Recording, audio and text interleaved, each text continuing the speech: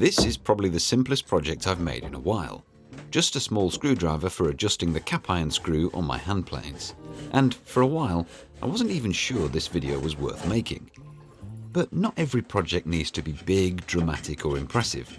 Sometimes the quieter builds are just as valuable.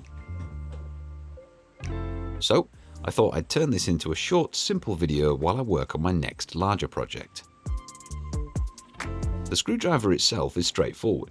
It's something you could easily make in a morning or an afternoon. I ended up making it over a few short sessions around other projects.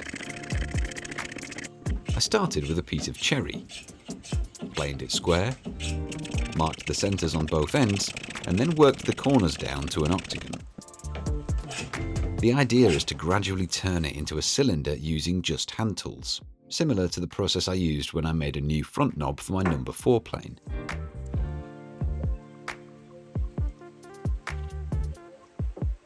I want to add a ferrule, partly to hold the tip in place, but mostly because I like the contrast between the wood and the metal.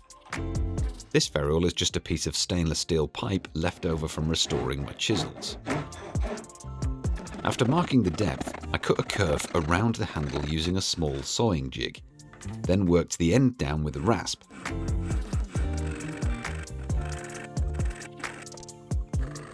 This doesn't need to be perfect since it'll be hidden once the ferrule is installed. A quick test fit showed it should go on with a bit of persuasion from the mallet, but I left it off for now because there's still a few other important steps to do first. Next came shaping the handle. I started by removing some material where my fingers would sit, and after realizing it wouldn't stay still in the vise one way, I had better luck clamping it the other way. And it still moved a little bit, but it was workable. Once the bulk was removed with the chisels, I switched to rasps and slowly refined the shape. At this stage it always looks rough and uneven, and it's hard to imagine it turning into anything decent. But gradually, bit by bit, it starts to come together.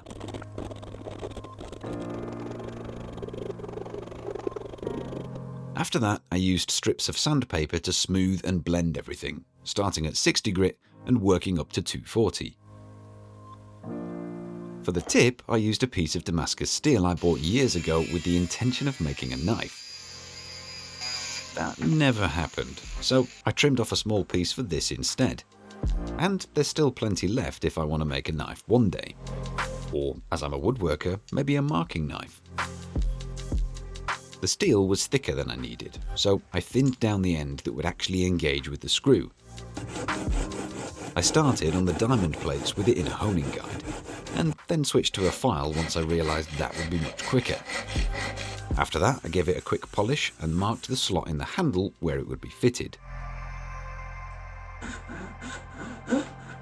Normally you'd etch Damascus steel to bring out the pattern, but I don't have anything suitable for that, and to be honest, I'm not using this because it's Damascus. It's just the material I had in the workshop.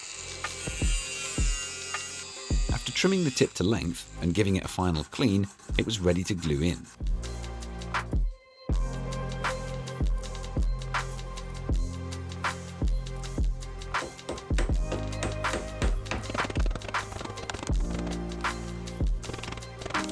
With everything fitted and glued together, I could clean up and sand a few of the rough edges, and then add a bit of finish to the handle.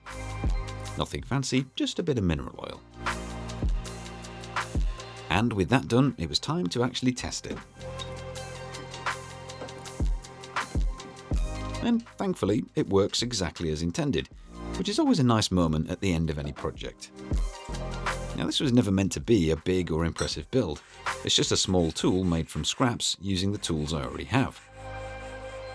If you've enjoyed this little project and you'd like to see more builds, simple ones like this and bigger ones too, you're very welcome to subscribe. Thanks for watching.